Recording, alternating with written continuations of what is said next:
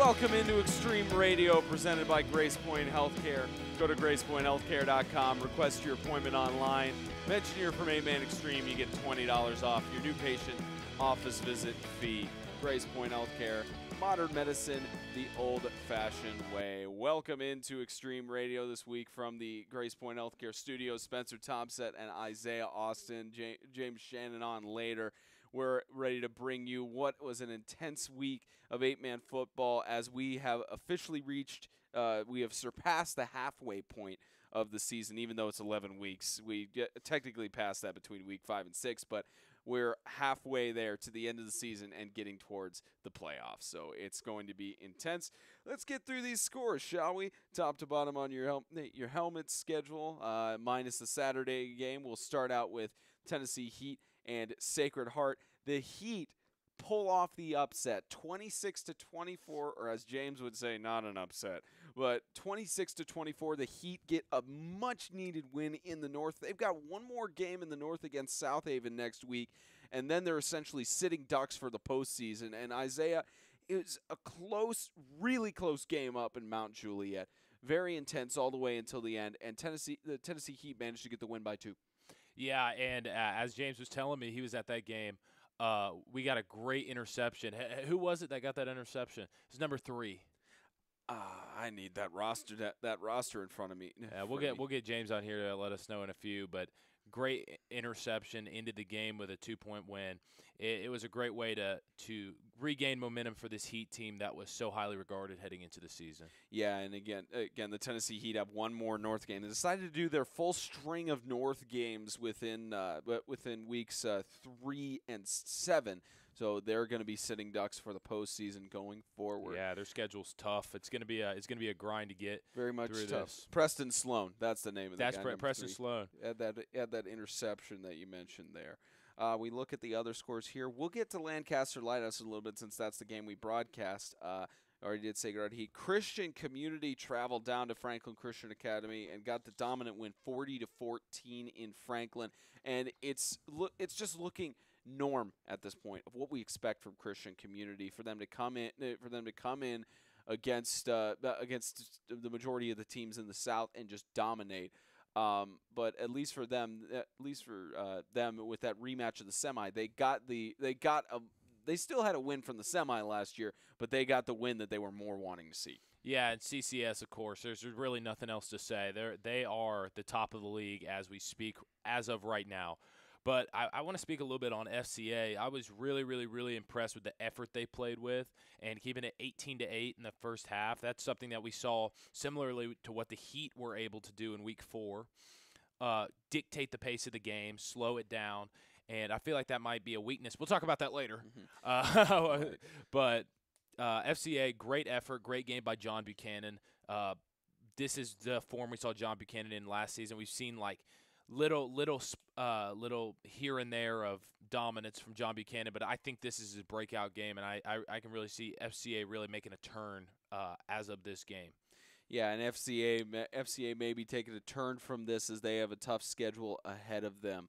Looking at the rest of the schedule here, making sure I got it lined on the helmet here. So Tennessee Heat, Sacred Heart, Webb was hosted by Riverside Christian in Fayetteville, and Webb got the win on the road and remain undefeated on the season, 48-22. Webb just putting up points early, putting up points throughout the game, and just keeping their dominance, especially as they have a tough game that's essentially for first place in the South next week in the playoff seedings against Lancaster. But for Riverside to put up 22 points against Webb, there's something to be said about that. That's impressive. And Webb, as we know, they have a really, really strong offense, and their defense, if I'm not mistaken, the most points they've given up this whole season is 6. I might be wrong on that. But Riverside to come in, Riverside's had their struggles. Playing against CCS in particular, only 1 touchdown the entire game on a huge pass from their third-string quarterback. But I think that they really held their own in this one. They were able to put points on the board, and that was something that we were worried about with Riverside. We know that they're going to come up strong defensively, especially against these middle-tier teams. But for them to put up 3 touchdowns against the Webb School is impressive, and I'd like to see them probably make the bowl spot at the end of the year. Yeah, they have every potential to do that against one of the teams in the North, which we still don't know who's going to get that bowl slot, as there's still a lot of things up in the North that may come down to the very last week of the season, as it did last year in the South. The Tennessee School for the Deaf are going to be facing off against the South Carolina School for the Deaf and Blind, but they canceled that game recently due to the hurricanes going on in the southeastern peninsula. So our best of wishes to both teams as they stay safe and of course try to just evacuate and make sure everything's good for them. And the game we broadcast on Friday, an intense one, the Lancaster Christian Academy Knights hosted the Lancaster Christian School Lions. 48-18 was the score, but that did not reflect it. That did not reflect the game for Lancaster to get that win. That wasn't 100% reflective because it was close in the first quarter. It was close in the second quarter, but then towards the halftime, Lancaster took the dominance there. But it was a close game. It was what we expected with the running game of Michael Bond and Matthew Bowden between both sides with rushing. And then of course, Ricky McDowell had some good passes as well as Deuce Bragg. It was just a good passing, rushing game all throughout. Yeah, and I think the difference in this game was Lighthouse's offense just struggled, and their kick return. They gave up 6 onside kicks. 6 onside kicks. It wasn't necessarily that the offense couldn't get anything going. It was that they just could not even get on offense. So the score that we're looking at is a third quarter score, and that just shows you Lancaster with Bowden as their kicker, a great kicker. You expect to see more onsides from them later in the season. Sorry, spoiler alert. Probably going to happen. I mean, they got so much success in that, and they were able to come out to a huge lead midway through the third quarter and really blow this thing wide open. And another interesting thing that we saw in that game was that Ricky McDowell was pulled from the game for an unsportsmanlike conduct and did not get back into the game until the fourth quarter, which turned out to be very detrimental for Lighthouse in that situation. But they had some good stars in. I believe it was Preston Hollis was the guy's name. He was a senior at quarterback. They had some good stuff for backups. Even though he is a senior, they had a sophomore in at the quarterback position, so they've got somebody to replace McDowell for the next few years. Yeah, they have a lot of guys who they can rotate in. One guy that really impressed me though was Christian Sharp. He went in there and he filled the role well. I just feel like they weren't able to get the passing game going, and that really made them one-dimensional last week. But Jamari Teague, great game by him. He was really, really impressive. Another guy who switched his jersey number along with McDowell, so that was pretty confusing. But I thought they played well on offense, but just had so much issues with time of possession. That's the story of the game. Yeah, and Lighthouse going into next week, they host the St. Andrew Sewanee Mountain Lions, and Lancaster having their dominant battle for first place in the South against the Webb School. We also tried to broadcast from Sewanee on Saturday for their game against Bowling Green Christian Academy, but unfortunately the connection was not strong enough, and we could not broadcast that game. But I wish we could have telecast it. 20-17. It was intense throughout the entire game. It was intense throughout the entirety of the duration of the entire game. 20-17. And Sewanee, it came down to the final play, like the final drive of the game. It was about, I believe it was either third or fourth and 5. Bowling Green had it, and I believe Sewanee called a timeout, and the referees threw an unsportsmanlike conduct penalty on the bench of Sewanee. So instead of 3rd and 5, went to 1st and goal, and the game was thus over because they were out of timeouts. But regardless of that, you shouldn't put yourself in that situation to where you're down by 3 and it comes down to a penalty on either side. But happened last year too. Yeah, it did. Not a penalty, but a call. With that call at the last minute. But for that intensity to get up there and for Bowling Green to get that revenge win from last year, it's got to be motivational for the Warriors going into their hard stretch of North games. Yeah, this team is 4-1. They're back in the form that we expected from them at the beginning of the season. Didn't see it much with the FCA game. Began to see it with the FCS game, and saw it even more with the Heat. And since then, they've just taken off as a team. Sewanee, all I got to say is Tillman, 40-yard touchdown run, picked up a fumble, ran for a touchdown. Now the top back in the league, 40 yards per carry. Yeah, he's got. That was a fantastic run that we saw from there, picking up that fumble. Maybe they should put Tillman in at the rushing game. I Maybe think that that'll would be suit him. awesome. That would Yeah. potentially suit him best, especially in their game against. Especially in their game next week for Yeah, Swanee Tillman's against. quick. He could do it. Oh yeah, he could do it against Lighthouse for sure. So those are all the games from week 6, and we're looking forward to week 7. Well, ladies and gentlemen, as always, it is a distinct pleasure for us to have coaches on the show as well as members from around the league, so we can get insight to see what stuff that's going on. And we have the head coach of the Franklin Christian Academy Falcons, Coach Steve Adams, on the show, who just took in a little bit of the Tennessee Titans game. So, Steve, tell us, how intense was that finish?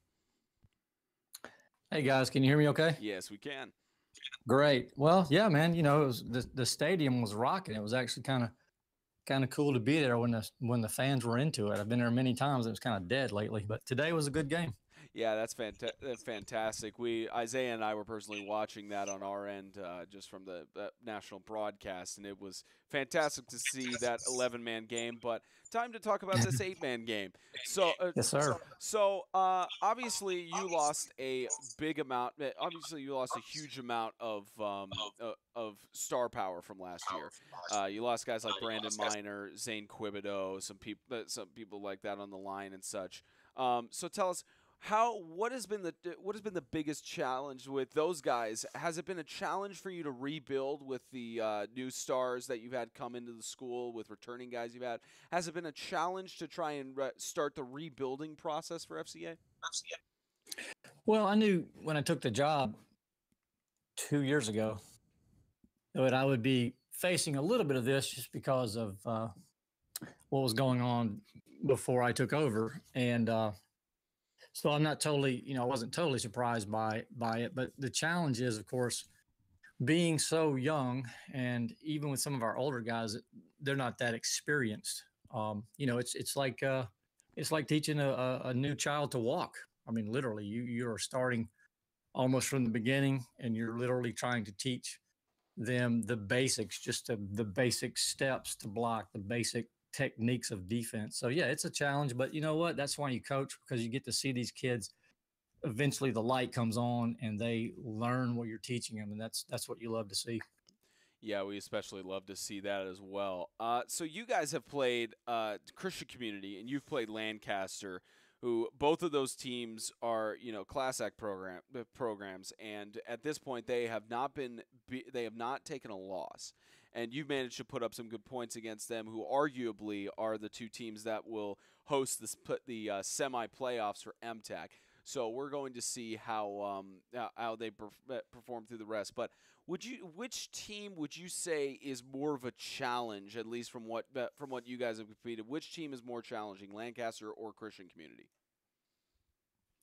Well, obviously they're both very well coached teams. They're very good teams, and they have a lot of weapons. But if I had to choose, I would say that CCS may be a little bit more of a challenge to scheme for, because they do have a senior quarterback, and that in itself is worth a touchdown or two.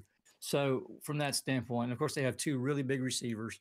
They have two outstanding running backs. However, they were unfortunately unable to play against us due to injury, and I believe maybe some other grades or whatever. But so from that standpoint, I mean, if I had to pick, but they're both very good football teams, and they probably are the best two teams in our league right now. Yeah, we're looking forward to see how they perform going through the rest of the weeks, and we're looking to see how you guys perform in the next few weeks as well. Speaking of which, you have returning players such as John Buchanan. You've got Daniel Holcomb. You've got some new guys who are coming in, and you're in the rebuilding process, as I said earlier. Which players this season have stood out the most to you as guys that you're going to be able to build off of, and potentially, give more strength and encouragement for those middle schoolers that you're building up? Well, if you're going the middle school route, we don't have a lot of numbers right now in middle school, but we have some really good players. But what I'm more excited about right now is we're so young, man. We're starting two freshmen on the offensive line of scrimmage. I'm starting one senior, one junior on the defensive side of the ball. The rest of them are freshmen and sophomores. So we've got some really good guys in there that are getting a lot of experience, and they're getting a lot better every week. And, talking to you guys before I came on, you guys saw us play Bowling Green. We looked like, we didn't want to tackle a wet paper bag, man. And now the other night we're playing a very good physical football team, and my guys were sticking their nose in there making tackles. And that's what you want to see as a coach. Those guys are growing up right before our eyes. And for us, that's exciting because we know those kids are going to be juniors and seniors one day, and we got guys coming up behind them. So it looks good, and we're excited about it. Yeah, that's one of the things that we've said, especially about the South this year. Not just FCA, but the majority of the teams, not just in the South, but around the conference, are very youthful. They're very much in their freshman, sophomore, middle school years, and we're really looking forward to see how they raise up to perform at the varsity level. So you guys have a game this Friday that Isaiah and I have made our own friendly wager on between you guys and facing off against Franklin Classical School. And it's not even a situation where we're rooting for one team or the other, because it's just about alumni bias. Exactly. Yeah, it's about. If you can't, that's what you have to do, right? Support your school. I mean, there's nothing wrong with that. No, of course not. So, what can you say since you took over the role 2 years ago as head coach, and you've been on the coaching staff a little bit since then under the 2015 MTAC championship and 2016. What can you say about the FCS rivalry? Because we know the history of how FCA started, and we know how much a rivalry has been over the years. What can you specifically say about the FCS rivalry, the Battle of Franklin, that makes it so special? Well, you guys know it's how the history between the two schools, the closeness, literally right down the road from each other, the battles over the years, and every time we've ever played them the last 3 years that I've been there, it's been right down pretty much to the last guy that had the football. It's going to be a physical game, and you better bring the big boy pants, because there's going to be some hitting going on, and they know it, we know it, but it's good football. That's why we want to do it. Yeah, absolutely, and that's why guys like Isaiah Austin played on the field in competition. That's why people really go to play football, not just for the rivalries, but for the intensity of the game. Well, thank you for coming on, Coach. We truly appreciate it. We're looking forward to seeing your game against Franklin Classical School this Friday. We're looking to forward to see all the other games and such. And best of luck to you in the rest of the season. Hey, thanks, guys, for having me on, and I appreciate you guys supporting and getting the word out on 8-man football, because these guys they're good kids, they're good players, and they work their tails off to be out there on Friday nights. They deserve some love, so I appreciate it. Of course, man. Take care. Thanks, Spence. So that was Coach Steve Adams of the Franklin Christian Academy Falcons, and they have their battle against the Franklin Classical School Knights this Friday. We should probably remind everybody what our bet is, so that we're not just talking. Oh, to the wall. We'll get to we will get to that later when we talk about the game. Yeah, that's fine. We will get to that later. So it's time for a new segment that Isaiah cooked up in the depths of his football mind. It's called The Good, the Bad, and the Ugly. And I know that some people already are scared by hearing that, but just to give some explanation on the good, the bad, and the ugly, it's Isaiah's going to take 4 teams per week, and he's going to break them down of these are their strengths, these are some of the weaknesses they can improve on, and I believe this is a thing that they absolutely need to fix. This cannot be let to rest. So I'm going to combine the bad and the ugly together. Okay. I'm not going to say, because I don't want to be too mean. And the bad, I don't want to be the mean. bad/ugly. I mean, if we're talking about the 2017 FCS team, then I guess I'm the ugly. Okay, so we'll do the good and the bad/ugly. So it's not the bad and the ugly; it's and the bad/. No, I have no reason to talk about ugly. I have a face for radio. That's all of us. We all have faces for radio. But I'll hand it to Isaiah Austin for his segment, good and the bad/ugly. All right, so Spence, you can just throw some teams at me. Oh, let's just do it like that. Yeah, we'll just do that. Okay, so I'm gonna do 2 teams from the north, 2 teams from the south. So we're gonna go first. With South Haven Christian School. We'll go with them from the north. All right, South Haven. I think that they have the good is that I think they have a really, really strong running game. I really like Emmanuel Dang. I think he's a really, really athletic guy, and he's really young. He's only a sophomore, if I'm not wrong. I believe he Yeah, is. he's a sophomore, but he has a lot of size on him. I feel like they can use him a lot of ways. They can use him in the passing game and in the run game. I feel like they're a better team every time he hits the field. But I think the issue is that they have to rely on certain players too much, where they can't have an overall success. I understand you got a young quarterback. Had struggles in the run game against certain teams. Offensive line and defensive line has struggled.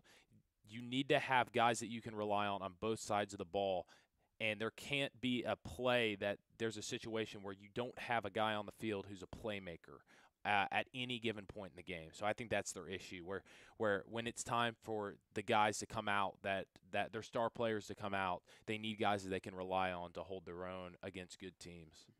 So that's with South Haven. All right, we'll give you a team in the South here. We're not going to do FCA this week since we just interviewed Adams. We'll give him a week's break, but we'll go with St. Andrews Swanee since they just came off of their close 3-point loss to Bowling Green. Well, St. Andrews Swanee, I really, really like their resiliency. I know that they're always a really, really strong team on defense. Offense has struggled at points throughout the past few years.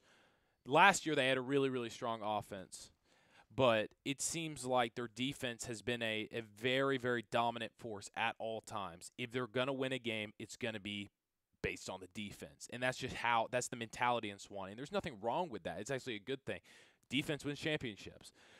But I think that the issue with Swanee is that the play calling that you went with last year that gave you so much success, with different personnel, it's hard to get the ball down the field with different personnel in the same system. I think that with the guys, you have a lot more speedy backs, not as much size up front. It's harder to run that stack offense up the middle to the outside, maybe fake a pass kind of deal. I feel like another thing, I mean, this is kind of random, but they need to put Tillman in the backfield. They need to get him 7 to 8 touches a game, just because if they're going to continue to run that offense. Because that offense is smash-mouth football, and when you don't have the guys to run smash-mouth football, you have the guys to run speed football. That smash-mouth football is only going to get you so far. So if you're going to keep the offense, Tillman needs to go in the backfield. He's quick. He's elusive. He scored a 40-yard touchdown run on Friday just by picking up a fumble and running. He is a power back, and I feel like the way the league is going, where 8-man has You've figured out all the trick plays, all that. You remember that spread formation. There was a point in time where 8-man teams had no idea what was going on. But all that is figured out now. And although there will be things that come and go, I feel like that you need to put the guy in the backfield that's going to get you the most yards. And I guarantee you that'll be Tillman. Yeah, I think that especially, not just seeing from that run there, but the amount of force that he's managed to bring on the defensive and offensive line. You have to do what you have to do in this situation. Exactly. Because you're fighting for a playoff spot right now. Mm-hmm. Yeah, Swanee trying to keep their playoff hopes alive. They only have 2 losses in the South, so if they feasibly win out, they could make the playoffs. That's the beauty of 8-man football, especially in this conference, is you really don't know until the last week because of the way that division games are mapped out. They got a good game against Lighthouse, but we'll get into that later. We'll get into it later in the segment. Okay, the last team of the North we will cover today, I'll have you go over. Let's go ahead and do let's do Sacred Heart. Let's go with the Sacred Heart of Jesus High School Knights. Sacred Heart, no pun intended, has a lot of heart. Those guys really know how to fight. And Jalen Brown, I can't say enough about him. He's a basketball star. Came to the football team, played last year, but the team didn't have much success. Now he's got numbers around him. Now he's got the league around him, or the MTAC, that is. He's playing against MTAC teams. He not 11-man. He has teammates around him who are very strong players, but these underclassmen are stepping up, and it's so impressive to watch. But I think that they're bad and ugly is they're good flipped on its head. They do have a lot of inexperience. It's going to be hard for them to win these fourth quarter games against great teams. I saw they pulled it out against South Haven. That was really, really an impressive game. But what happens when they go and play Lancaster in Week 11, Bowling Green in Week 10, even RCA this week? It's going to be interesting to see how they can find some momentum, especially with their young athletes. Mm-hmm. Yep, and especially with Sacred Heart, they've got a lot of youth and such, and we are really looking forward to see how Sacred Heart does, not just in this season, but going into the rest seasons going forward. We will go ahead and do one more team from the South, even though it's a total of 12. It is a total of 12 teams in the conference. We will. Let's see. Actually, that's 1, 2, 3. That's 6, 7. That is 12. 13 teams total. So we will do one more from the South. Let's go with. Let's go with Lancaster. Let's Okay. go with Lancaster Christian Academy. Lancaster is, in my opinion, the tied for the best team in the South. And I'm going to say tied because We don't know until next we week. don't know. Yeah, we won't know until Friday. But this team has been so strong. As much as you could say they have an 8th grade quarterback and put that in the bad and the ugly, he does not look like an 8th grade quarterback back there. He's got an arm like a pitcher. He can really sling that thing out, and he's got receivers that'll go get it. This team does not have a lot that's going wrong for them this year. But one thing I do think they really need to emphasize is ball security. They've had and penalties for that matter. The ball security and penalties would be the only thing that could lose them a game in the future, except for probably Webb. I think that'll be a close game regardless. But they could really find themselves in some bad situations, especially in the playoffs if they can't tighten up. I understand this team with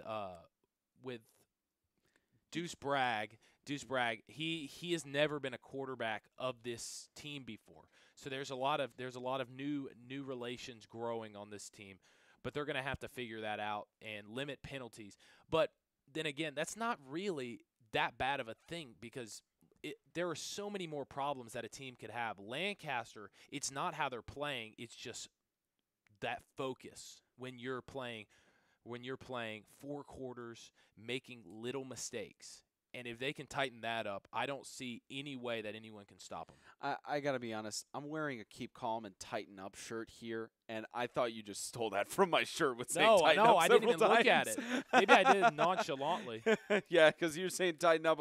I look down. I'm like, there's a Titan logo right there. And Tighten Up. I'm thinking you're going professional football here instead of high school football. But you're right with Lancaster. With Lancaster, there's always You gotta tighten up. yeah. For every team, there's always room for improvement. 100%. There's always room for improvement and celebrating greatness, especially with Lancaster right now. So that is the good and the bad / ugly. We'll do that segment again next week, and we'll cover 4 more teams. So thank you, Isaiah. All right, ladies and gentlemen, time for everyone's. Put in quotation marks favorite bit of 8-Man Extreme because it's 50-50 on it. Skip the sensitivity. If I have to give the disclaimer one more time, it means that somebody is just tuning into the show, and that's what we always have to assume. James Shannon is the one giving his own opinions here. Isaiah Austin is the only one giving his opinions here if he chooses to say anything on this segment. It doesn't reflect 8-Man Extreme. So skip the sensitivity, James. So, for those who do not know already, there is another layer of tie-breaking scenario added in this year to prevent the coin toss. I don't know if it's specifically put in the bylaws or if they've updated it yet, but it's because the conference is starting to take over scheduling as of next year. That tiebreaker they put in is they've chosen one game for the South, randomly, one game that you play of someone in the South. How you performed against them compared to how you performed against other teams, that determines your playoff seeding. And if for some reason 3 teams perform the same exact way against the other teams in the South, the random games are chosen, then it goes to a coin flip. So they've added at least one more layer to make it deeper to where it goes to a coin toss. How do you feel about this new playoff tiebreaker? How do you feel about it? I like it. I really do. To be honest, anything that keeps from a coin toss deciding playoff postseason seeding, I'm a big fan of. Now, I have been a big fan of points against. That was another layer that I have advocated for. I still think they should do it, but it's obvious that they will not do it right now. So it's all good. But I love the whole setup where after you look at your in-division record, you go to games in the other division. The only downside to that is that dictates that the league has to have a hand in the scheduling, which I am not for. I am wholly, I'm all about individual schools getting to schedule their own game, put their own schedules together, put their games together. I think they're fully capable of it. But I do like the situation and the scenario of letting it go to the other division, because at that point the league has to say, okay, here's the teams that you have to, for instance, if there's a tie between the Heat, let's say the Heat, Lighthouse, and Bowling Green. They would be able to say, okay, Heat, your tiebreaker game is Webb, Lancaster, or Lighthouse, your game is Lancaster, Bowling Green, your game is FCS. And obviously not knowing how each team is going to do, and that does create a problem because teams can argue, well, my team was better than your team, and that's why you won and I didn't. But I am thankful and I am grateful that they added another layer of a way to break the tie in the case of a three-way tie, in order to determine postseason seeding. Yeah, it's very interesting to look at that. It's good that they have made it virtually. I mean, I would say virtually impossible for it to come down to a coin toss because of that differential. Because unless you score exactly the same and the other team score exactly the same against you, which is a freak of nature situation, I'm glad that they added it. But you're right. It does leave the question of should the conference be involved in scheduling, which they have stated they are going to do as of next year. The conference is taking over scheduling and regulating. You play all your teams in your division once and play 3 games against random teams in the opposite division once. Right, and I like the fact that they made it 3 and not 2, because if it was 2, there could be there's the potential that and there's a potential that teams could have a 2-1 record. But I think it is good. Scoring does not matter, although I think that it should. And only for this reason, because you look at, let's say that there's a 3-way tie between Bowling Green, Heat, and Lighthouse. Bowling Green, if you do points allowed, and you look at the scores, Bowling Green only beat, I'm sorry, the Heat, Sacred Heart, and Lighthouse, and not Bowling Green. The Heat, Sacred Heart, Lighthouse. Sacred Heart only beat Lighthouse by 10 points.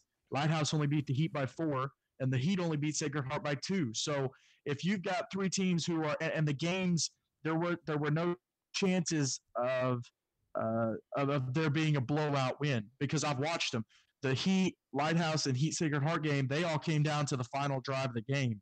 And then Sacred Heart, Lighthouse, Sacred Heart barely pulled out that 10-point win. So you're not going to have a change in coaching strategy. You're not going to have players left on the field so that you can try to shut the team down even further, or run the score up on them, because you've got 3 really good ball teams. But I'm okay with the I'm okay with the playoff situation. It's not in the actual written bylaws yet, but I do believe it is the rule.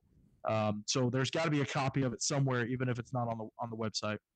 Yeah, so it's good that they've at least added that extra layer, and hopefully it won't have to go to that tie-breaking scenario in the final week of the season. Hopefully, I don't think it will, and whenever we talk about postseason situation, I'll explain why. I told you I don't like segues because I fell off one once, but great segue to playoff seedings. So so let's go through. I'm going to give you 2 scenarios to go through. Well, at least from what I'm looking at here, if I look at the overall standings, if the season were to end today, let me just make sure I have this pulled up correctly here. If the season were to end today, Christian Community number 1 seed, Bowling Green number 2 seed, and by tie-breaking scenario, I believe the Lighthouse beat the Heat, and by that tie-breaking scenario, Lighthouse is in the bowl game. Well, you have to look at this. Bowling Green, given that scenario, that the Heat and Sacred Heart have both played 4 North games, but Bowling Green and Lighthouse have only played 2. If you look at that, Bowling Green and Lighthouse would obviously be fighting for the 2 and 3 seed. They have not played each other, but in terms of their opponents, Lighthouse has beat the Heat. And you look at who Bowling Green lost to the Heat. So, in my opinion, Lighthouse would have the 2 seed, and Bowling Green would head to the bowl game. So that would be in the north, and then in the south, it's a little bit more obvious that Lancaster would be number one.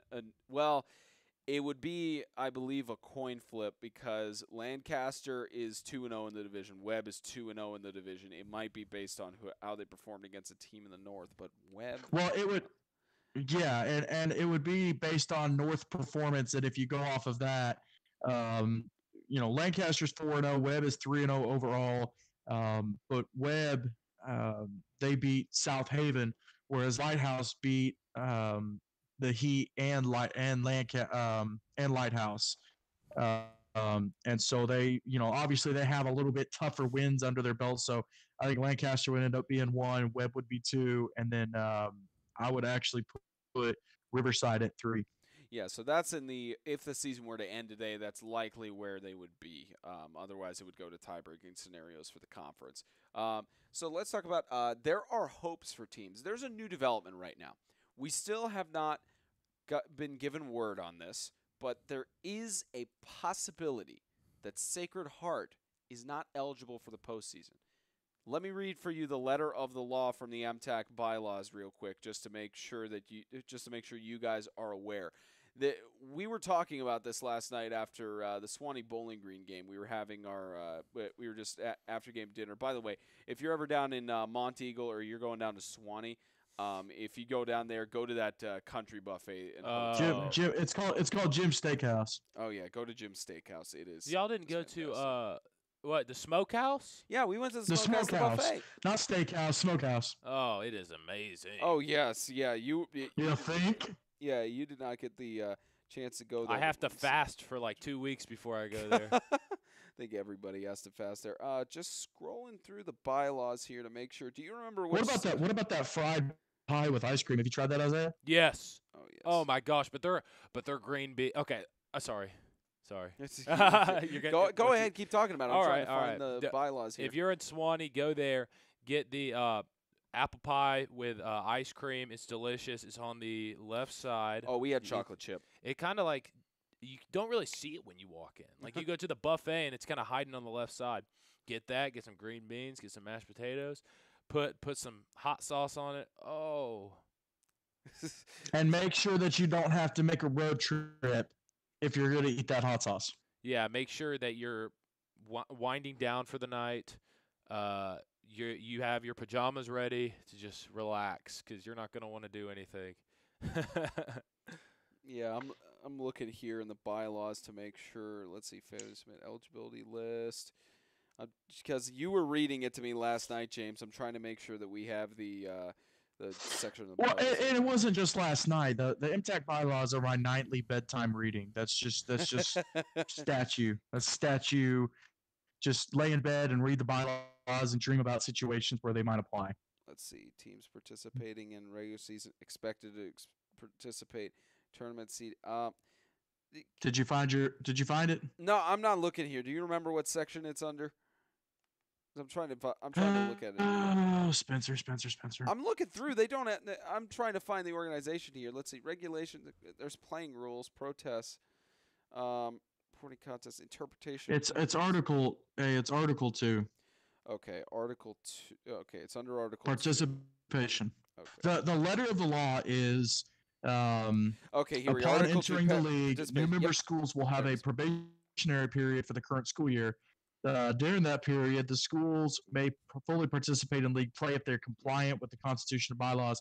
In order for a team to be postseason eligible, the school has to be voted into the conference prior to the scheduling meeting of that sport. Yep, so that is why we say that Sacred Heart may not be eligible, because we were at the scheduling meeting. Sacred Heart was not present. But again, yes, we're waiting for confirmation, because here's the situation. In these bylaws that's on the website, it says 2017. The tiebreaker of how a team did against a team from the other division, that tiebreaker scenario is not in here. Let me make sure. Yeah, it's not in here. And so whatever the bylaw is in right here, head-to-head competition against the highest seed. So, whatever, if the bylaws say that they may not, unless they were voted in prior to the scheduling meeting, that could have been changed and just not reflected in the copy of the bylaws that are on the website. Everyone I've talked to that's on the board, and I've talked to a couple different people, they have said that Sacred Heart is eligible. They believe Sacred Heart is eligible, so we'll have to see. Yeah, that's the big thing, is that because they were not at the scheduling meeting, and we did not know that they were officially voted back into the conference until the summer, until we got the schedules together. So now, full disclosure, nothing against Sacred Heart. We love them. We would love for them to be in the postseason, especially with what they've been able to do this season. But after watching that game Friday night against the Heat, I think they would definitely. I would love to see them take on CCS if that game had not gotten canceled, first game of the year. If they played that game like right now that Sacred Heart is really rolling, I would love to see what they could do to CCS. Yeah, that would be fantastic if they did something like that, or did a matchup between CCS Sacred Heart. I think that would be really intense. But yeah, at least as of now, we're waiting on confirmation from some MTAC board members and such. Most of them are saying they think that Sacred Heart is eligible. We're not sure, but with the playoff scenarios that we're talking about, before we get into our game predictions here, James, the playoff scenarios we're talking about, if Sacred Heart is out of the playoffs, that gives a really good amount of North teams still have a chance to get into the postseason. Well, get in, sit down, buckle up, and hang on, because I am going to give my prediction for the most likely scenario for the postseason. So I have got, we'll start with the South. I've got Lancaster Christian being the first seed. I've got them going 5-0, so spoiler alert on my pick for this week. I've got the Webb School at 4-1 as the second team. I missed on the Webb School. I'm not going to miss on Lancaster, though. And I've got Riverside Christian at 3-2. I've got them playing in the MTAC Bowl. I think they're gonna pull off the last win that they have to get and beat FCA for the first time ever. And speaking of beating FCA, I have no spoiler alert. I have Classical beating FCA. So Classical will end up being the 4 seed. Swanee will be the 5 seed. FCA actually FCA would be the 5 seed. Swanee would be the 6 seed because FCA beat Swanee. Which that's all irrelevant because they're all 1-4. In the North, I've got Christian Community at 5-0. I've got the Heat at 3-2 in the division. I've got them taking the 2nd seed because obviously the only way that the North playoffs absolutely get thrown into just complete chaos is South Haven upsetting the Heat, which I do not see happening. So Heat at the 2nd seed at 3-2. Sacred Heart, I've got them going 3-2 if they're eligible. Again, they're eligible. I've got them going 3-2. I've got them picking up a win against Bowling Green Christian. We'll talk about that later on in future weeks. And then I've got Lighthouse Christian at 4 at 2-3. Bowling Green Christian at 2-3. But Lighthouse is going to have the tiebreaker over Bowling Green. And then I've got South Haven at 0-5. Just closing out the North with a little book in there. So it's going to be – so those are your playoff predictions, and I'm sure Isaiah will give his thoughts as we get closer into the season. Unless, do you have any playoff predictions right now, Isaiah? My playoff predictions are as follows. Oh, boy, he's got it. Lancaster, Webb in the South. I won't pick bowl games because I still got to reassess. But now, to clarify, you don't know about number 1 and number 2 seed. I will give you number 1 and number 2. Okay. No bowl, though. Okay. I'll figure that out for next week, but I just don't know. But Lancaster and Webb in the South, and then in the North we have. Is Lancaster number 1? Lancaster's number 1. Okay. And then in the North, I have CCS and number 1 Bowling Green. Bowling Green at number 2. Yes. You're taking a gutsy move on that one. It is a gutsy move. You gonna give a justification for any of those picks? I mean, I would argue obviously, Lancaster and Webb, because of how dominant they've been against all the teams they've faced. They've stayed undefeated thus far. But why take Bowling Green? I don't think the Heat have the strength at this point to do it. And James, we can argue this all day. We're not going to get any resolve. Okay. I don't. Here's the thing, Isaac. Here's the thing. The Heat have already beat Bowling Green, so they hold any tiebreaker that has to be played. But Bowling Green, You're saying that Bowling Green is going to beat Sacred Heart, who barely lost to the Heat by 2, and Bowling Green lost by 10. You're going to say Bowling Green is going to beat Lighthouse, who beat the Heat. And you're going to say that, of course, Bowling Green has already beat South Haven. And then you're going to say, well, you're saying the CCS is going to beat Bowling Green. That's fine. But just the fact that you're saying Bowling Green – now, again, I'm not anti-Bowling Green. Everyone's taking this as anti-Bowling Green. I'm not. But you're saying Bowling Green is going to beat Sacred Heart and Lighthouse. Well, if we're pick and choosing past games, then why didn't you mention the Sacred Heart game that went to the last 3 plays of the game when they barely came out with Sacred Heart, when Bowling Green put up 48-0 in the first half? What about that game? Against who? South Haven. Sacred Heart hasn't played South Haven. Or you're right. Sacred Heart has played South Haven. I just think Bowling Green has so much top to bottom strength. Sacred Heart played a fully stocked, and I say fully stocked. They were down Cole Laird with South Haven. They also had South Haven drive all the way to Jackson.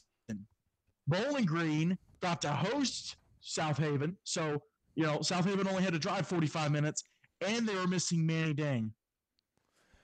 Okay, Emmanuel Dang was going to score 7 touchdowns? Well, he certainly wouldn't have let Gage Holman score 5. We can agree to disagree. I just think if you're going to pick and choose games, fine. I'll go ahead and pick and choose games. That's fine. That's just my prediction. I think Sacred Heart is not going to be Bowling Green. I don't think it's going to be close. I could see Bowling Green scoring 50 points. Dang. I mean, they have. I like my prediction because then you got another Heat Lancaster matchup. You got a CCS Webb matchup. So, And I love completely disagreeing with you because it kind of spices up the week. It does. It does. Yeah, it spices up a lot of things entirely. But yeah, you're taking that bold prediction on Bowling Green, making it to the second seed there. I think I just made Isaiah choke on his water there. Oh, guys, here again, I'm not anti-Bowling Green, but who is Bowling Green beat? They beat FCA, who only has 1 win. They just beat Swanee, who is a heck of a ball team. That was a heck of a game. But now, looking at statistics only, they've beat FCA with 1 win, Swanee with no wins. They beat South Haven with no wins. Classical. They beat Classical with no wins. So they're 4 wins, and they've only got 1 team with 1 win. That's and true. They almost lost to Swanee, who doesn't have a win. They should have lost. They could have lost to Swanee. That's what I'm saying. I know. I get what you're saying, but I can refer to 2017 South Haven. That was the biggest criticism of them, that they didn't play a strong schedule. You're absolutely right. You're absolutely right. The board schedule made their schedule. I feel like that Heat game is. I feel like a lot of people were turned off from Bowling Green after that Heat game, but the Heat was strong, and they still are. But it's going to be okay. So let's flip FCA and FCS for Lancaster and Webb. Bowling Green has to play Lancaster and Webb instead of FCA and FCS. Does Bowling Green beat either of those teams? Do they beat Lancaster? Negative, Ghost Rider. No, I don't think they do. They might keep it close with Lancaster at 40-80, but if they're going to Lancaster, I don't think it would be a very close matchup. Do they beat Webb? I don't think they beat Webb. Okay. So they make it to the postseason, but don't make it to they make it to the consolation game. Yeah, you might be right. I didn't even think about that. You might be right. Okay. Well, wait. Let's put it in perspective. No, I'm still going with it. I'm still going with it. Hold on, I'm still going with my prediction. Spencer, are we recording? Okay, so this is gonna be recorded on YouTube. We need to record on OBS. Did Isaiah just say I might be right? No, I meant to say I might be wrong. No, but then I reassessed. Gotcha. They're going 7-2. They could go 8-1. So Bowling Green. So you think Bowling I just Green made tops. the boldest prediction I have ever You think Bowling Green tops made. CCS? He's got Bowling Green topping CCS. Yes. Okay. That's cool. Man, we'll see if you're correct on that. That's my boldest prediction to date. We will see if you're right on that next week. Does that play into your game predictions? That plays into our game predictions. Hey, there's got to be one big upset this year, and I think that's the one to happen. All right. Helmet schedules, everybody. Pull them out. It's week 7. It's time for our predictions. Bowling Green at Christian Community, the defending national champions against who we thought was going to be 100% dominant and unstoppable. They were stopped by the Heat. And based on what you've said, Isaiah, you think they can be unstoppable. You think that the Warriors are unstoppable against the Colts. Are they going to be able to take it to the Colts in their home field? The Colts have 2 big weaknesses in their defense. It's the left side and their 10 to 15 yard secondary. Brown is about to become a man on Friday. We are going to see him unleash the Kraken. So he's got Bowling Green on that one. All right, James. Why do I even ask James? Why do I even ask James? How does he feel about how a CCS game is going to go?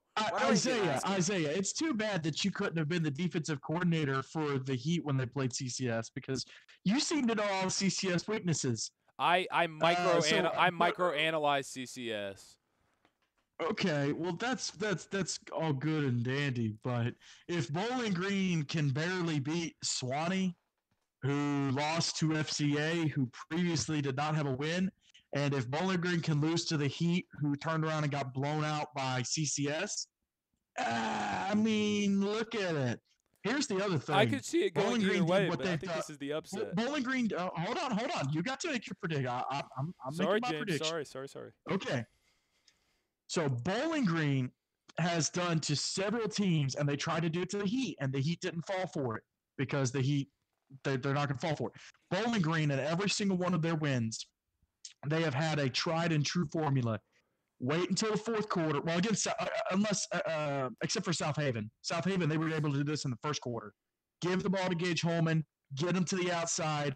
He'll have the speed to beat the defense and get to the end zone. They've done that. They did it against FCA. They waited them out. They waited out Classical. They waited out Swanee. They are not going to be able to do that against Christian Community at all. At all. I've got CCS taking down Bowling Green. Yep. So you guys the streak of CCS beating Bowling Green will continue. So you guys are completely divided on that one. It's good. It's good. Especially for a huge matchup in the North. Speaking of another huge matchup in the North, South Haven Christian School, the Patriots host the Tennessee Heat. And that game is going to be very interesting to see how that shapes the playoffs. Like James said, if South Haven can pull the upset and they can beat the Heat, that changes everything in the North if that happens. But talk about a cluster. Talk about a cluster, yes, but it is a huge. You're Big right, if. Isaiah. It's a huge if, and Zimmerman might have something up his sleeve, especially with the amount of losses they've had. But Ryan Scott has so many things up his sleeve. So on the road in Springfield, even though it's just a short distance from Mount Juliet, on the road, this is one of those games that it seems like the Heat are poised for success, but South Haven might be able to pull something off. I'm going to go with they're not going to be able to pull this one off. The Heat, although they lost Reading early in the season, they've still been able to keep momentum, keep playoff hopes alive. They're still a really strong team, and I really think that they are in some form postseason bound. For South Haven, on the other hand, I think they lose out. I don't see them winning against any of the remaining teams. With that being said, I think that the Tennessee Heat are going to go into South Haven and run amok, just like Bowling Green did in the first and second quarters. James? Isaiah and I might kiss up and make up on this prediction because we do agree. The Heat are gritty. They're going to smack you in the mouth. They're going to beat you. They're going to run the ball up the middle. They're going to wear you out with Preston Sloan. They're going to wear you out with a couple other running backs they've got. And then they're going to let Justin Goolsby and his brother Brandon, who's the quarterback, they're going to turn them loose on you. Boone Russell is another wide receiver threat. So they're going to they've got some stuff going on. Hey, interesting note. This is the first time ever that these two teams will play each other. They played in a jamboree in 2012. They played each other in a jamboree, but they have never been on the same football field in varsity football together. And this is the first time ever, and the Heat are going to take the dub. Hey, James, can I ask you a quick question real quick? Where did Preston Sloan come from?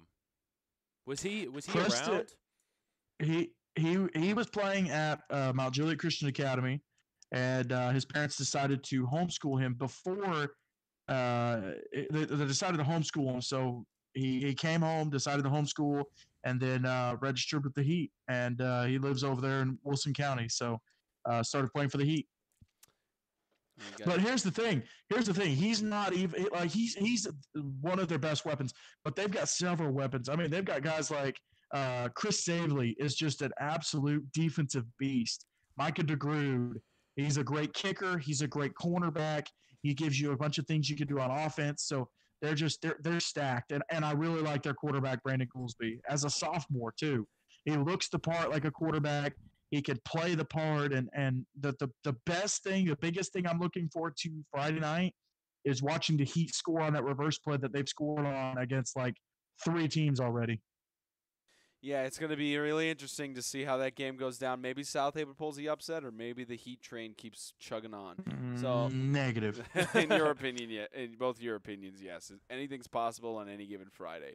Lighthouse Christian School hosts the St. Andrews Swanee Mountain Lions. I'm not sure when the last time was that the last time they faced off. It's a rematch of the bowl game, which Swanee managed to win on their home field advantage.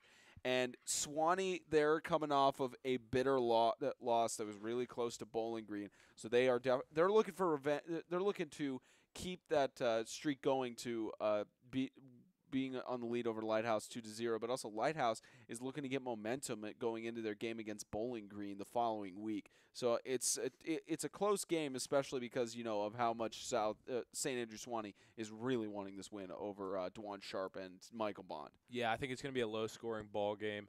Both teams have really strong offensive pieces, but like to dictate tempo, slow it down, try to get the other team in the mud because they have that running attack. Both teams pride themselves on having a running attack.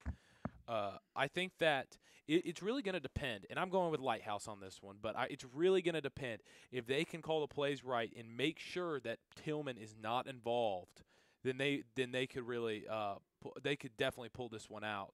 But if they let Tillman dictate this game, run to Tillman's side, let Tillman break out in the pass rush and get at the quarterback, get in his head, it could really be a long night for Lighthouse. But I'm taking Lighthouse under the assumption that they're going to be able to avoid Tillman at all costs.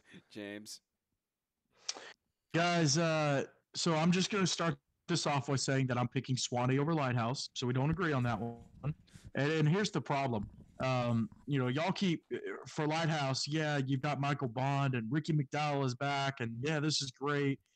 And that's about where the buck stops. That's what they've got. And you saw that against Lancaster. The Heat, you saw that against the Heat. Just over and over again, you see that that's really what they've got, and that's it. And play calling has been super questionable.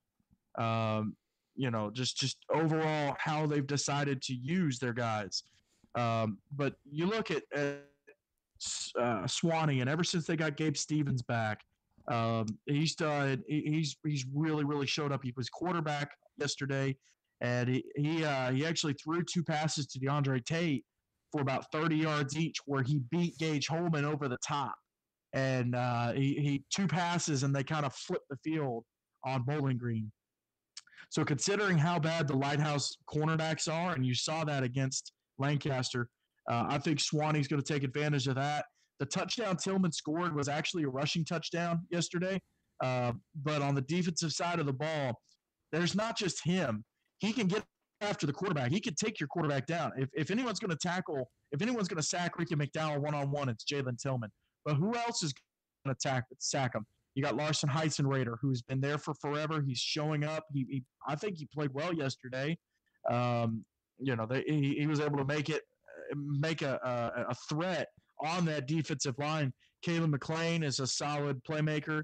Cameron Robinson, who's a freshman, who is playing on that defensive line, and he's able to show up. So I like the way these lines match up.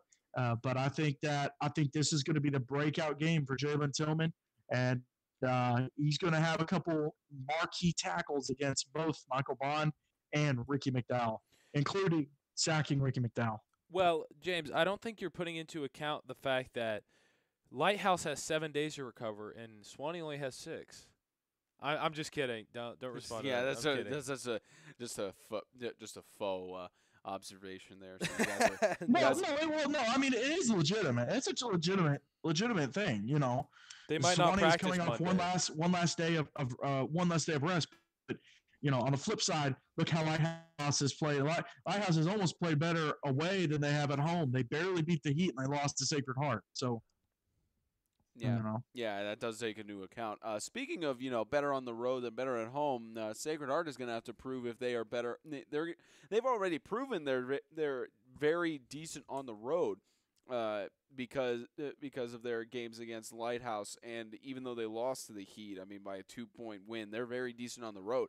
And their next road game is this Friday. They go to Fayetteville to face off against the Riverside Christian Academy Knights, another clash of the Knights in the conference. And Riverside and the Knights, they are potential bowl contenders. They may shock everybody, and potentially they might have the potential to get to. Well, actually, no. At this point, because they've lost to Lancaster and Webb, they are bowl contenders still in the running. But at least for Riverside, they're facing off against a powerhouse in Sacred Heart. They're facing off against guys who have managed to, with low numbers and not as much to work with. In their first season back in 8-man football, they've shown that they've come to participate. They've come to make a run for the playoffs if they're eligible. And it's going to be tough to see how it is in Fayetteville, but Riverside might have something on them because of that 2-hour travel, which everybody has to deal with going or having Sacred Heart hosted at them. Each team has to deal with that. So, but I mean, Sacred Heart has proven they're good on the road, so it's hard to determine with that one. If this was a preseason prediction, I'd say it was a toss-up. But the recent emergence of Crutcher Ezel, he has played amazing on defense and offense, adds another dimension to their team along with John Trahan. I think that they're going to be able to overtake this Sacred Heart defense, and I think with those two, it's going to be tough because it's going to be a running back battle. They got Jalen Brown that they're playing against for Sacred Heart. So it's going to be a really, really strong running back battle. But I have John Trahan and Crutcher Ezel pulling this one out in a close one. James? This is the ultimate youth versus youth matchup. And I also have Riverside's youth pulling out the win. I am drooling over the chance to watch the film of the matchup between Jalen Brown and John Trahan because they both had massive, just crazy touchdown runs on Friday night. I'm trying to pull up my Tennessee high school football app where every Friday night and really every game you can get live scoring updates. So make sure you download that. Shameless and make plug. sure you add every 8-man team as your favorite, and you'll get live updates on your phone. Anyways, shameless plug. At the plug. Shameless plug. For real though. Exactly. And you know what? At the top of the screen, whenever you get that notification, you'll have a bell. Speaking of bells, on our YouTube, have you subscribed? Shameless plug. Yeah, It's kind of funny because whoever keeps going through and disliking all our videos has the bell icon on, immediately, oh, 8-man extreme, dislike. Exactly. It's kind of funny. Okay, so at least they're all in the bell club. 70-yard run for a touchdown. He had a 70-yard run for a touchdown. Jalen Brown had wait for it. Jalen Brown had a 56 and a 92-yard touchdown run. So I'm looking forward to this matchup, but I also have Riverside topping Sacred Heart. So those are only 2 interdivision games in the North. Two teams are playing interdivision games. The remaining 4 teams play each other for in-division games. 2 interdivision games are occurring in the South. Well, as we said, top to bottom on the helmet schedule, the Webb School hosts the Lancaster Christian Academy Knights. My goodness, this is going to be a fantastic matchup. Either that or it's going to be a 100% bloodbath from start to finish. With these teams are undefeated thus far. One team is going to come out with a loss because, as far as I know, high school football doesn't end games in a tie. There's no games that end in a tie in high school. It's only the professional. So with Webb and Lancaster, both teams know what's at stake. They know it's for number 1 seed in the South. They know what's expected of them. It's going to be a battle to the very end, regardless of which team comes out on top. Why don't we just put 3 extra guys on the field and call it an 11-man game? We might. Because both of them have played the 11-man within the past year. They have the numbers. Yeah. They have the numbers to do that. No, but I think Lancaster's pulling this one out. They're just too strong to be stopped right now. I think that Bowden is arguably the best running back in the league. He's also a kicker. And a pretty dang good one. They also got a great quarterback, great receiver core. Defense will stop anything that comes their way, especially the secondary. On the other hand, Webb has a very young quarterback along with they're both in the same boat. So their quarterbacks are an 8th grader and a freshman. I feel like Webb's quarterback has played a little bit stronger this year, but I feel like the receiver core for Lancaster is much stronger than Webb's. Although, what's his name? Who am I thinking of? You thinking of for which team? Webb. Shamar Frey. Shamar Frey. Yeah. Shamar Frey. He's going to be a huge threat. As far as running game goes, Lancaster pulls it out. It's going to be probably the best game of the year. But I have Lancaster winning by maybe a touchdown, if that. It's going to be in the 30s or 40s. I've got this game going into overtime. I'm making the prediction that the winner will play for the championship, not necessarily win it, but they will play for the championship. And, man, I really don't want to pick this game.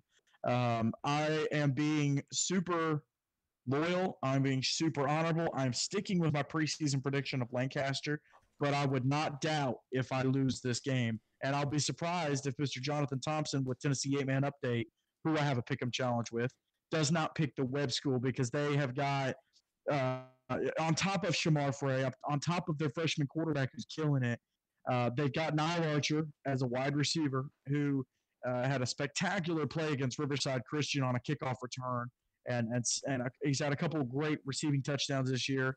But here's the big kicker, and again, Lancaster handled Michael Bond. So they might be able to handle this guy, Manuel Anade. He's their senior running back. He's been there for a few years. He's kind of established himself. But again, like I said, if Lancaster can handle Bond and they can handle Buchanan, they're going to be able to handle Anade potentially. And again, Webb has not played the same level of competition that Lighthouse played. I mean, unless you want to count the 11-man game. But outside of that, yeah, I've got Lancaster picked to win this one. Because I'm sticking with preseason predictions. Did we just make the same prediction, like down to the score? I think we did. Actually, a one-score game where Lancaster pulls it out, and that's overtime as well. You didn't say overtime in yours. No, but overtime means one touchdown.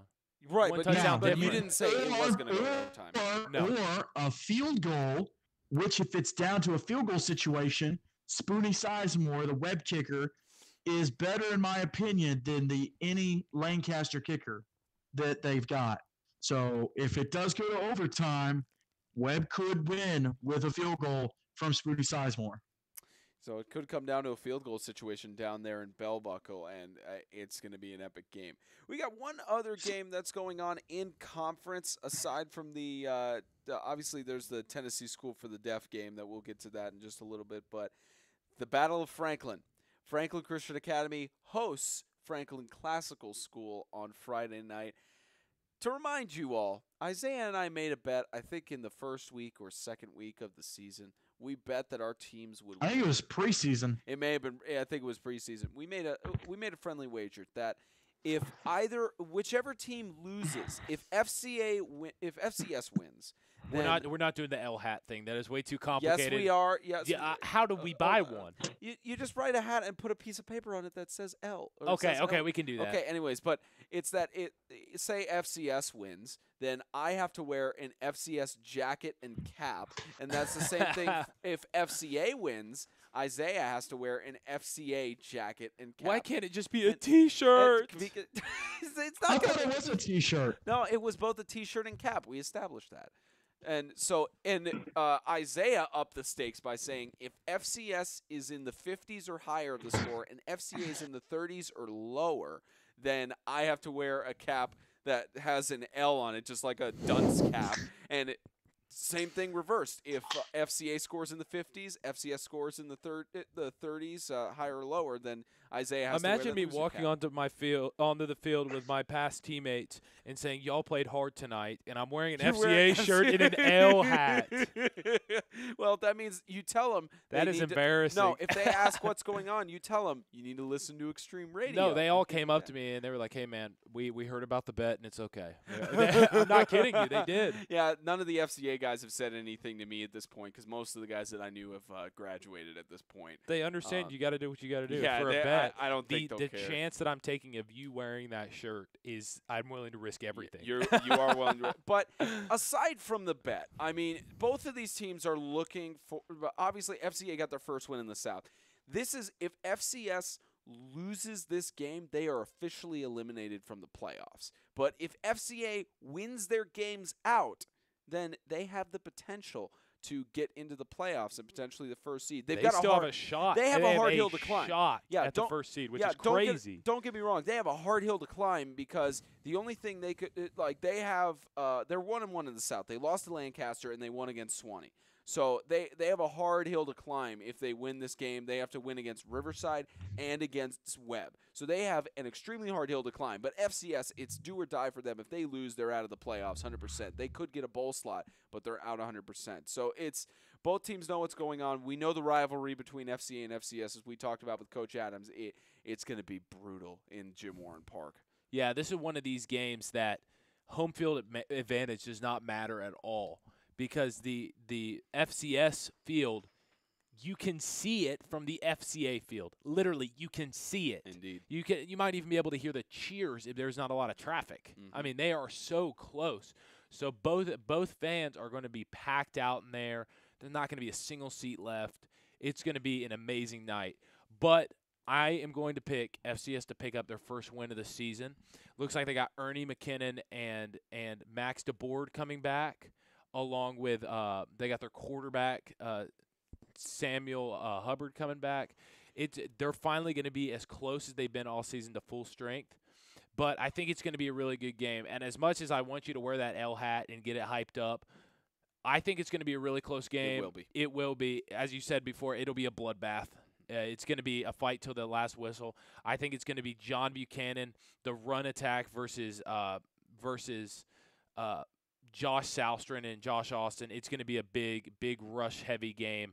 Probably not a lot of passes thrown downhill. Yeah, pending James disagreeing. I think James agrees.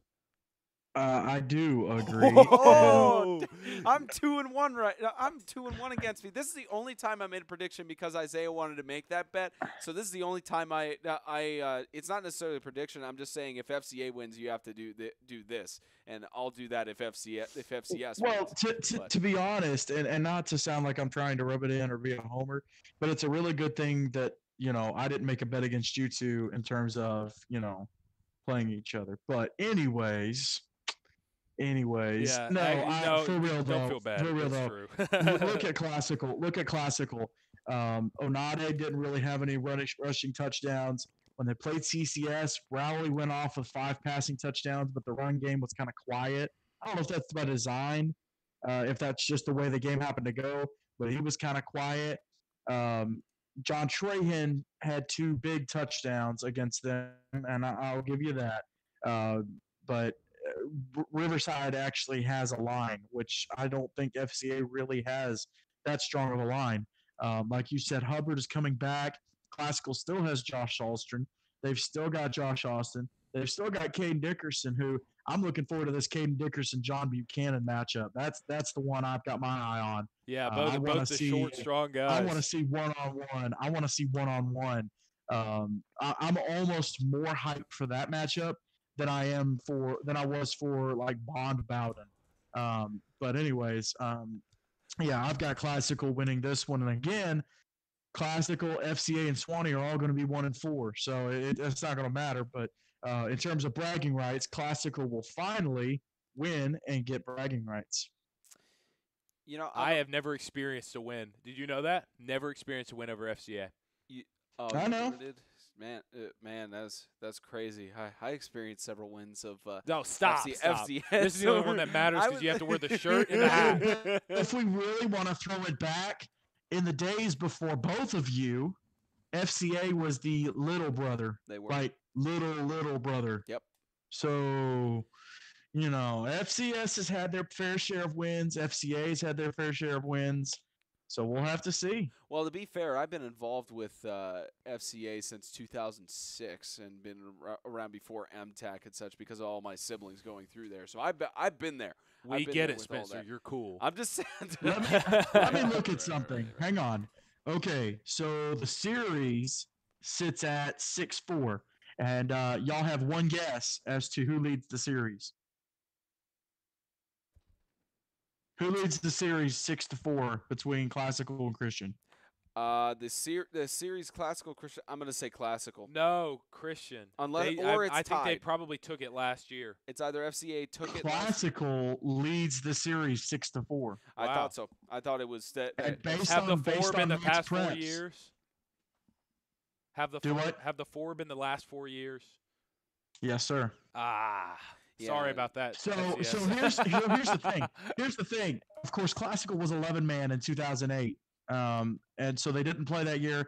I think they played before that, but that's not on Max Preps. So 2009 they played twice. Franklin Classical won both of those, and then 10, 11, 12, 13, and then come 14, FCA took off. Thought so. And the closest game between the two of them. What's the closest score? With FCA and FCS? Yeah. I think that it was probably my sophomore year when it was 32-30. Well, it was 30-28, so you're close. Okay. But yes, that's the closest score. It's been a blowout on both sides. In 2011, Classical beat Franklin Christian 80-20. Whoa. But then, of course, 2 years ago, Franklin Classical beat Franklin Christian 62-0. Mm-hmm. All right. At Franklin. Okay. Last game here because we're almost to the 90-minute mark. Okay, so I'm not sure if this game is going to be delayed because of the hurricane. I think the storms will clean up by then. But Tennessee School for the Deaf is facing off against the North Carolina School for the Deaf on a Thursday game. I'm not sure if you made any predictions for that one, Isaiah, but it's going to be interesting to see how they participate in that one. Yeah. How can your prediction be anything other than the hometown boys? No, I'm rooting for the hometown boys. But absolutely. But their running attack is just so good. Like those kind of numbers for the first week of the season is just unbelievable. I don't see as little as I know about the competition because they usually go out of state. I can pretty confidently tell you that Tennessee School for the Deaf will hold their own against anybody around, especially the other deaf schools. From around the Southeast, I think that they win this game. I'm actually my preseason prediction had them going 4-3, but I think they can do a lot better than that. James? Same. Hometown boys. I love the Vikings. So I got Tennessee School for the Deaf with the win. All right, simple as that. All right, ladies and gentlemen, it's time to reveal. You are going to be actually shocked this week at which game we are broadcasting. Thank you for that little drum roll there. No, actually, you probably won't be too shocked. As much as we would love to see the Lancaster web game, we're going to be here in Franklin. The Battle of Franklin, we're broadcasting it between I should probably pipe down, James. Pipe down, James. I probably should have just muted him on that. But Franklin Christian, what? I should have just muted you on that thing. I knew you were going to boo. But James will, as I believe he's going to be he's going to try as much as he can to go down to Bell Buckle to see that Webb Lancaster game firsthand and give us live scoring updates from there.